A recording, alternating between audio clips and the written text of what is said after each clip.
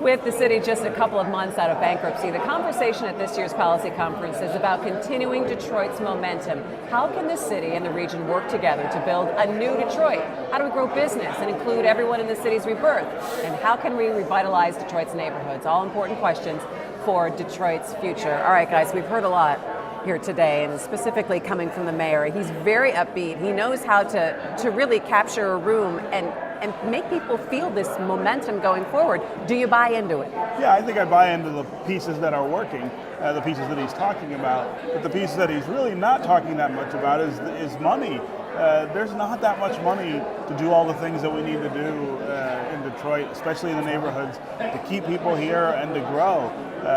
He said during the panel, the Q&A with me in the theater, that he's gone to Washington to ask for more money, and he doesn't know that it's going to actually show up. I think if revenues don't improve the way we think they will over the next couple of years, we could be back in a lot of trouble. He's got a very brief reprieve here coming out of bankruptcy where there's enough revenue to pay the bills. That so rarely has happened in Detroit over the last 20 years. But he's in this little grace period. He needs 3 years of balanced budgets to get out from under state financial control. He's good this year. He told us he's good next year. But in the third year, it gets iffy because he's not, they project, Kevin Orr projected 2% a year revenue growth in income tax. It's flat. Now, property tax is growing, whether that'll be enough to cover it, but there's real uncertainty about future revenue. If he gets to the point where he has to start cutting some of these new initiatives, cutting back on services after telling people we're going to head in this direction, I think he's really got to try to avoid that.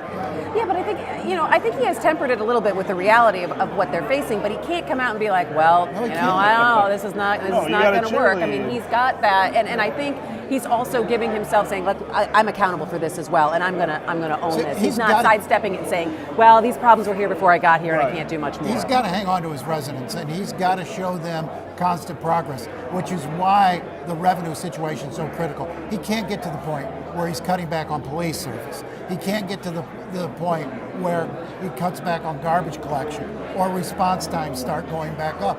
That would be just a death knell. Big key in growing the city, we've also talked about this, and you made that point to him, Nolan, was education and the schools, and making sure that families that move in here have proper education for their kids. And that brings us kind of to the next pillar of what we're talking about here on the show today. And speaking with Paul and seeing what this eventual plan is for the Detroit schools, Stephen, do you think that we're going to see something radically different, much like the radical change that happened in New Orleans under his watch? I think it will be really different than what we're used to. I don't know how much it'll look like New Orleans. I think the reaction to what has happened in New Orleans has not been as universally positive as Paul Pasternak might spin it to be, and I think the governor's aware of that people like local control and local buy-in, and that's what they felt like got shut out in New Orleans. Last quick word. They're fixing to drop a bomb on this school district, and we'll see if people are desperate enough for improved education that they'll accept a radical fix, or if they'll keep fighting it. That's the big question here in the next couple months. And we will have to see what happens at the end of March, and that is going to do it for MiWeek. Thanks so much for joining us.